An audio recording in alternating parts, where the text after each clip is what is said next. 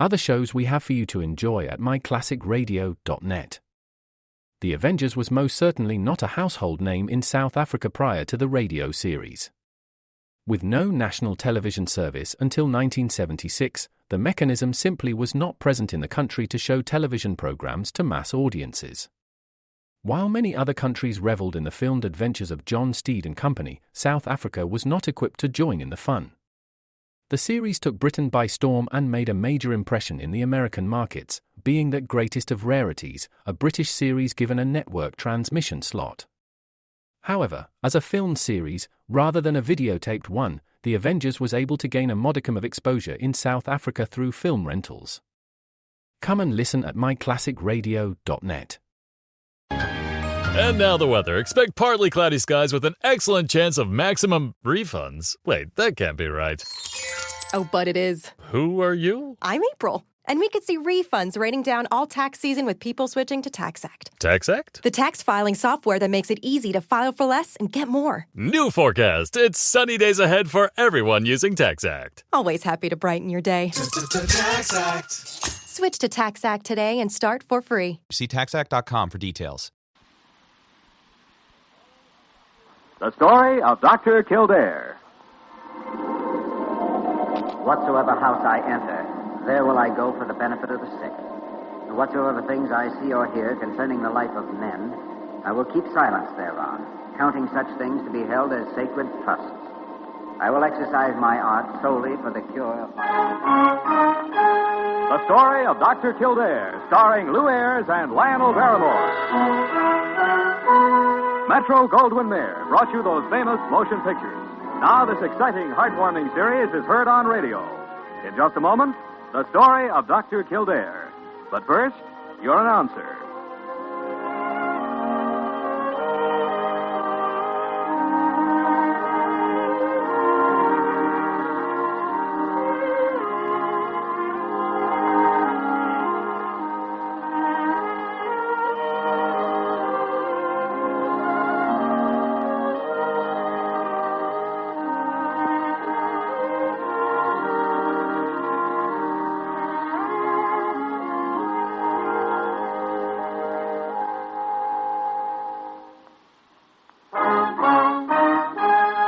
Now, the story of Dr. Kildare, starring Lou Ayres as Dr. Kildare and Lionel Barrymore as Dr. Gillespie.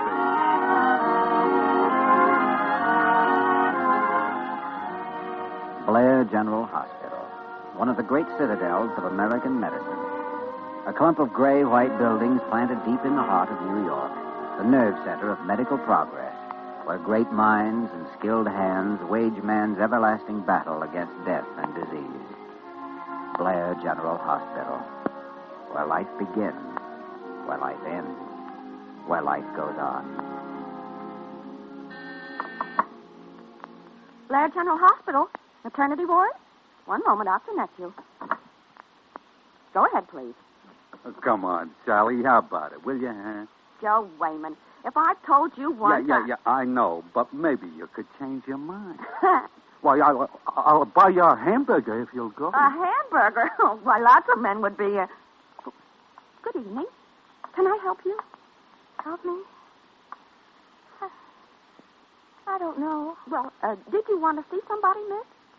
Somebody? I don't know. Hey, she looks like she needs a doctor. Look, honey, I'll call one of the doctors. Now, if you just give me your name. Name? Yes. I don't know. I don't know.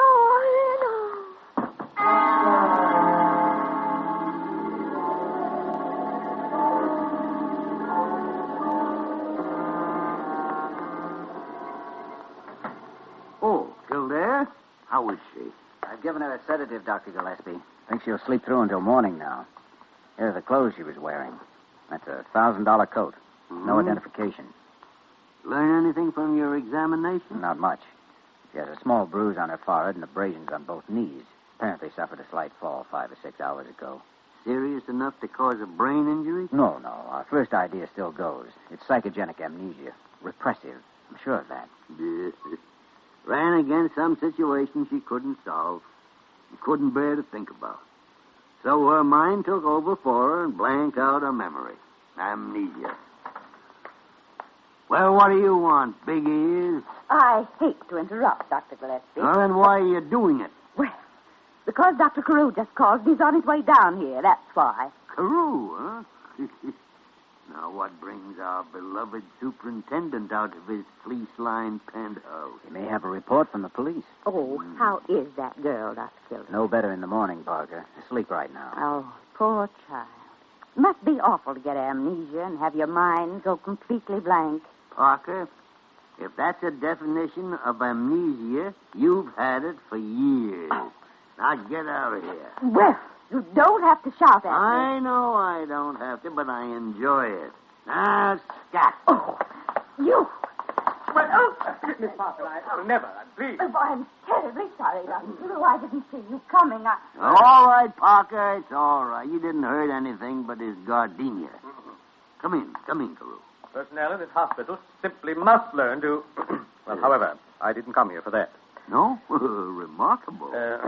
Gentlemen, the Missing Persons Bureau is sending someone over. I assume you'll have the patient ready for photographing, questioning. Why, that's impossible, Dr. Carew. I've given her a sedative. She's in no shape to be questioned tonight. Well, now, Dr. Kildare, I have to consider the best interests of the hospital in matters like this, and I'm considering the best interests of my patient. I think you'd better let me decide what may be... Carew, do you know anything about a dress designer named, it's John Ton? John Ton? Why, only that he's terrifically expensive. My wife once said occasionally goes... Well, this girl's clothes come from there. You know, it might be unfortunate if you fail to give proper care and protection to the favorite daughter of some prominent, wealthy, influential family. Well, now, Dr. Gillespie, I didn't realize... Some family that might decide to get even for such treatment. I mean, our first concern is the patient, of course. And tomorrow would probably be soon enough. Some family that might have influence to the Board of Regents. Or whenever you and Dr. Kildare think she's ready. Gentlemen, if you'll excuse me, I think I'd better go and make a phone call right away.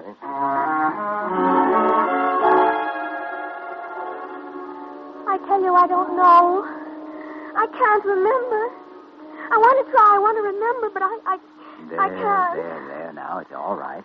Dr. Gillespie and I understand that you're trying, and we're trying to help. I really do want to remember. And sometimes I almost can. And then I start to get terribly frightened. And I can't remember anything. Well, now, I think you've remembered quite a lot of things already. We're pretty sure that you've lived in New York most of your life. You know the city. You know something about literature, music. You speak a little French. Your parents are probably quite well-to-do. No, I have no parents. I'm quite sure of that. Why are you sure? How can I tell you when I don't remember? No, of course you can't. Well, suppose we try something else. Now, you close your eyes for a moment and try to imagine the scene I'm describing. All right. Now, you're standing just outside the main entrance of the hospital. You have your memory back, and everything is wonderful, and you want to go home. Yes. So you step over to the curb and get into a taxi. And the driver closed the door. And he says, "Where to, miss?" And you answer. And I say, I don't know. Oh, yes, you do. Yes, you do. But you don't answer because you've changed your mind. You don't want to go home. Instead, you want to go to see someone you care a great deal for. Yes. Uncle George. So, you have the driver take you to... I don't know. I just said that I don't know any Uncle George. Oh, sure you do. What did he call you when you were a little girl? What was it he used to call you? Why, it was... I don't have any name. I don't know. I can't remember. Oh, I want to remember, but I can't. Oh, please, can't you help me? Oh, please.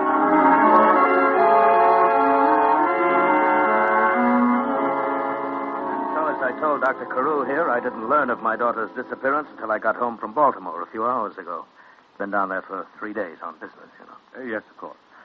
Gentlemen, Mr. Bradley is head of Bradley and Company Limited. Branches in all the principal cities. Yeah. And when you got home, then, the housekeeper told you your daughter was gone. Yes. She said Alice slipped and fell on the stairway yesterday, but got up at once and seemed all right. An hour afterwards, she left the house and hasn't been back. I thought until I called there that she might have gone upstate to her Uncle George. Uncle George, huh? Mr. Bradley, has there been anything strange or unusual that you've noticed in her actions lately? Well, as a matter of fact, there has, Dr. Kildare. I suppose I should have called in a doctor, but I didn't expect anything like this. I understand her mother's not living, Mr. Bradley. I lost my wife in an unfortunate accident many years ago. Uh-huh. Well, it's possible, of course, that the girl here isn't your daughter. But everything does. Oh, from the photograph the police showed me, I'm positive she is. Couldn't I see her now to make sure? Well, I think so.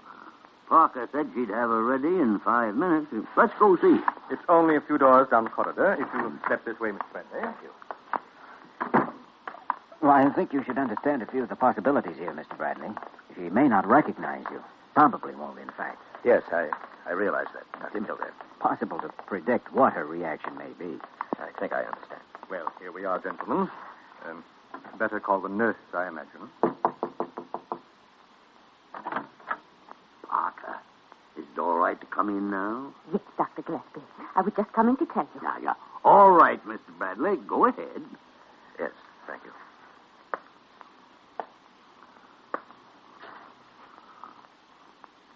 Hello, Alice. How are you, honey? Who are you? Why, I'm your father, darling. Don't you know me? No! No, you're not! Go away! Go away! Alice. You're not my father, you're not! You're a murderer!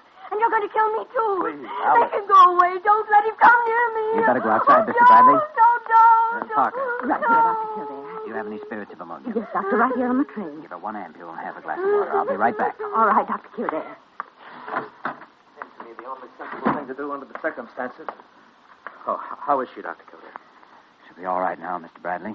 Kildare, Mr. Bradley has been stating his intentions of taking his daughter home tonight. Oh, but that's impossible. She's in no condition to leave here. Kildare, now, let's not be hasty. I happen to be her father, Dr. Kildare, and in my opinion, she'll be a lot better off in her own home than she will be here in an institution. Well, I happen to be her doctor, Mr. Bradley. And in my opinion, she can't be moved. Now, Dr. Kildare, I backed you up in the matter of the police, but this is different. Mr. Bradley happens to be very he's the girl's father, and I must insist. Carew, I've been thinking about retiring. But you can't.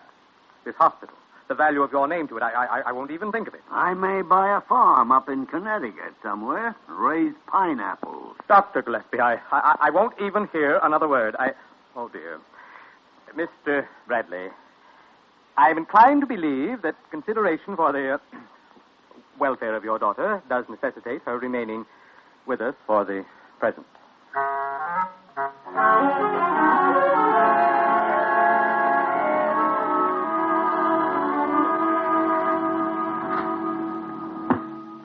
Well, that's that. Rank only records 4 other cases of repressive amnesia and Severn 3, that are similar at least. Severn used hypnosis with 1. The others were treated by locating areas of disturbance. I think we've spotted at least 2 of those areas. Yes.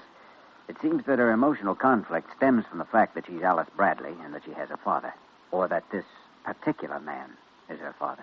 She mentioned an Uncle George this morning, about the only name she wasn't scared of. Bradley mentioned the same name. Also, she used the word murderer when her father came into the room. Can't be sure what she meant by it, though. She didn't even consciously recognize Bradley at the time. But her mind did. Interesting, though. Human minds are fascinating things, Jimmy. They're like strange, unexplored countries, each one different from every other. And you never know what you'll run into. Now, who in the tarn? Gillespie speaking. Oh, Molly Bird. What? Yeah, we'll be right up there, Molly. Well, Jimmy, we can stop trying to find out what's on the patient's mind and start worrying about finding the patient. What? Yes. The girl has disappeared. Gone. Her room is empty.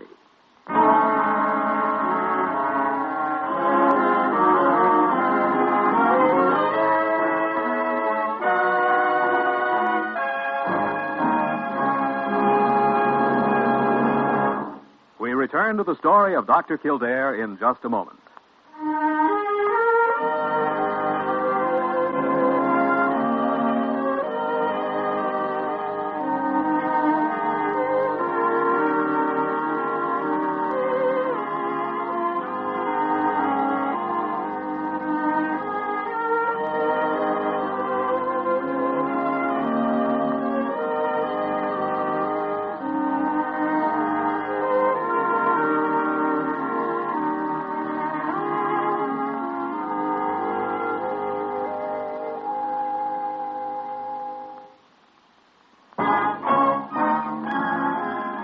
now we continue with the story of Dr. Kildare, starring Lou Ayres as Dr. Kildare and Lionel Barrymore as Dr. Gillespie. I just can't help it. I blame myself for the whole thing, Dr. Gillespie. I shouldn't have gone out and left her alone. She was sleeping so peacefully, or at least she seemed to be. And after all, no one told me to stay right with her. So Parker! Yes, Dr. Gillespie. You've been quacking for 10 minutes like an old mother duck.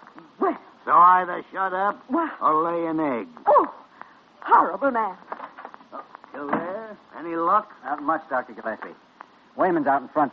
Cab driver. She apparently left the building, all right. Molly Bird rummaged through a wardrobe and put on a spare nurse's uniform. Clever about it, too. Managed to get out of her room and leave the building without being seen. And she's put us in quite a spot. After we insisted. Kept here. Yeah, Carew will have a short circuit and blow a pearl button for this. I'd like to see the... Come in. You, Wayman. Me. That's right, Dr. Gillespie. Find out anything, Joe? Sure, boss. Benny took her in his cab. She gave him an IOU because she didn't have no money, and he figured it was okay because he thought she was a nurse here. He just got back. Back from where? Where'd he take her? Doc, you ain't going to believe this, but so help me. Benny says he'll leave her out at the main entrance of Woodlawn Cemetery.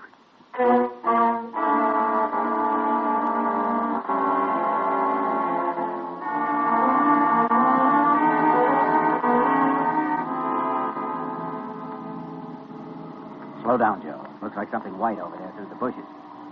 Something white is the last thing I want to see in this place. Not if it's in a nurse's uniform. Flash the light over that way. Okay, boss. Hey, it's a dame, all right. Yeah, stop the ambulance. It's bound to be her. I was getting scared we'd missed her. It's okay. Yeah. Get a blanket out of the back and bring her with you. It's cold. All right. I'll be right with you. Miss Bradley. Oh, Dr. Kildare. You remember. oh. You brought a man and said he was... I don't have any father. I don't. Of course not. It was all a mistake. And everything's all right now. Here's the blanket, boss. Thanks, Joe. Here, honey. Let's put this around you. Can't have you catching cold. There. I was cold, I guess. How did you happen to come here, Alice? Cemetery, this time of night. I don't know. I think I wanted to see someone. Oh? Who? It seemed like it was a beautiful lady who died a long time ago. Jeepers. Do you know what her name was? I can't remember. Where did she die? Was it in New York? No. I don't know. It was a long time ago. It was in Switzerland. Switzerland? It was on a lake. In a boat. And that's what they said. But it wasn't. I know it wasn't. Then what did happen? Happened? He did it.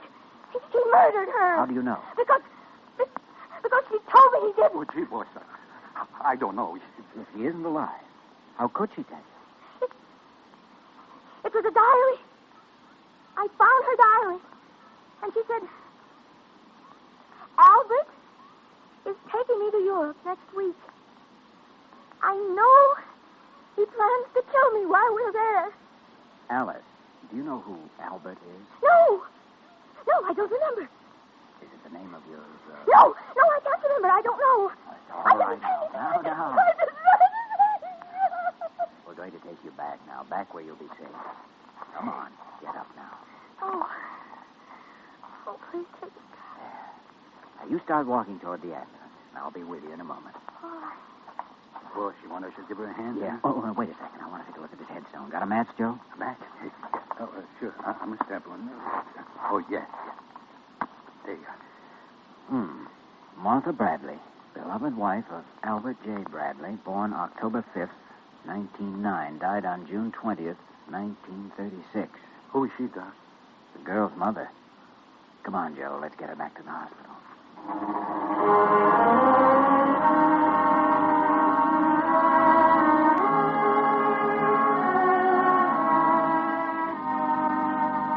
Well, Jimmy, the story seems to fall together pretty well now. Yes, her mind saved her from the situation by blanking out her identity, by repressing the realization that she was Alice Bradley, the father who had killed her mother. So we're sure of that much.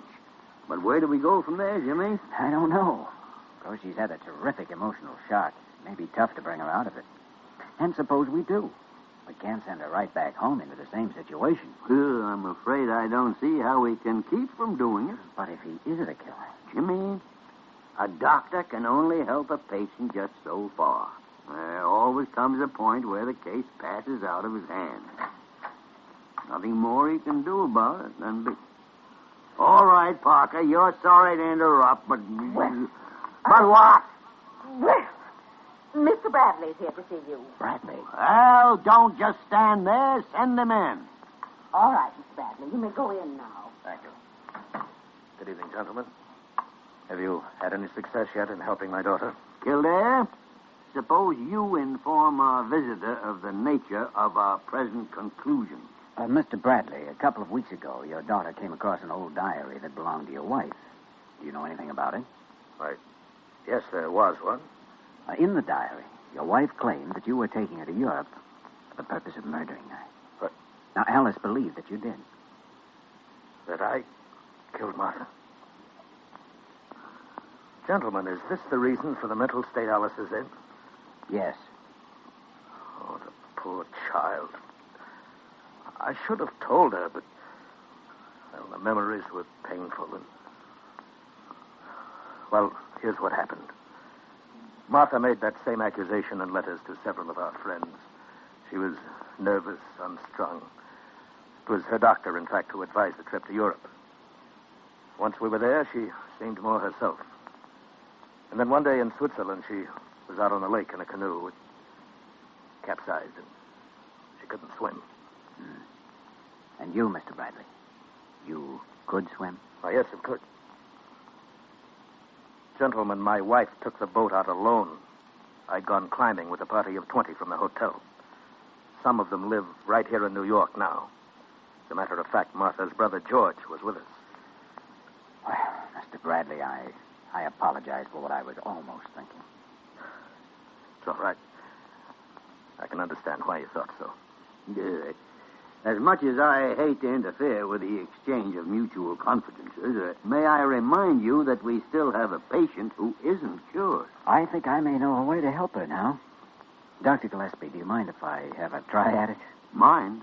You do it anyway. Sure, Jimmy, go ahead.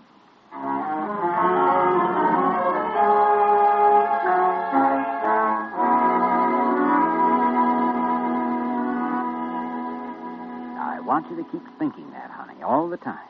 That you trust me, that I'm going to help you, and that everything's going to be all right. Yes, Dr. Kildare. And keep remembering Uncle George, too, because I'm going to read you a letter from him now. Remember all the time that Uncle George wrote these words. Yes. Now it says, Dear Albert, I am terribly upset to hear what's happened to Alice. How could she possibly believe such a thing of you, her own father? No. Now remember, it's Uncle George who wrote this. It goes on. As both of us know that Martha didn't mean what she wrote in that diary. Both of us know that she was alone in the boat, that you were with me, that you couldn't possibly have killed her. If we could only tell Alice this. Oh, strange. I feel so strange. If Alice could only remember, so I could tell her that she had nothing to worry about, that everything is all right, that you, her father, are innocent, and that you love her very... Oh! Oh! Oh, yes! Yes! My father. Where's my father? Mr. Bradley, you may come in now.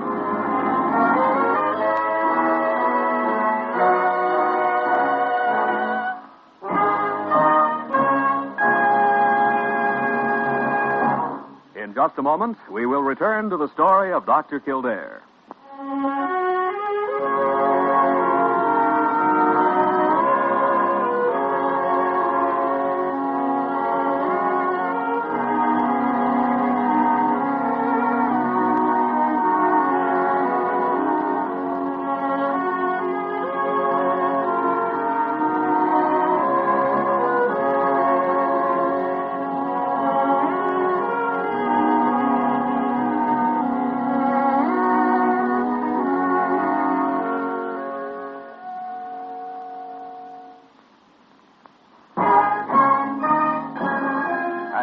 once again, the story of Dr. Kildare, starring Lou Ayres as Dr. Kildare and Lionel Barrymore as Dr. Gillespie.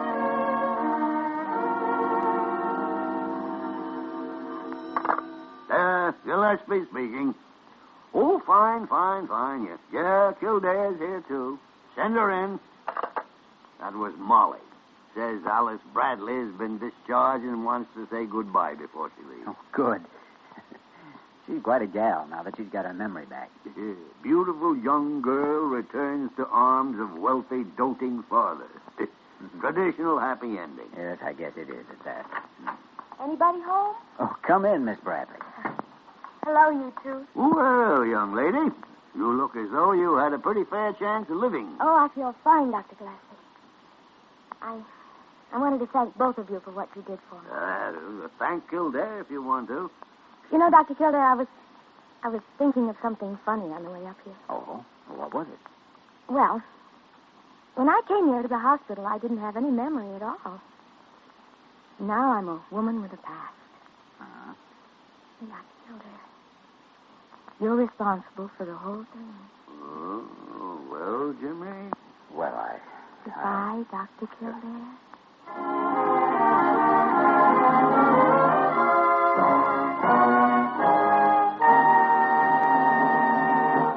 You have just heard the story of Dr. Kildare, starring Lou Ayres and Lionel Barrymore. Dr. Kildare is presented by arrangement with Metro-Goldwyn-Mayer, producers of Malaya, starring Spencer Tracy, James Stewart, Valentina Cortesa, Sidney Greenstreet, and John Hodiak. This program was written by Les Crutchfield and directed by William P. Russo. Original music composed and conducted by Walter Schumann.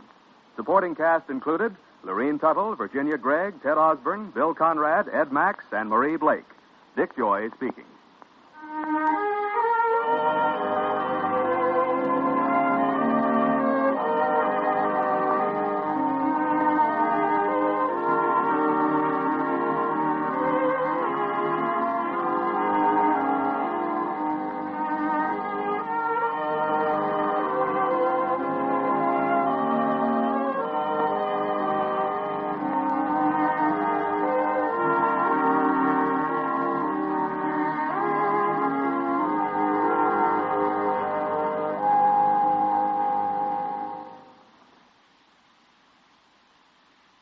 Time to take this submarine back up.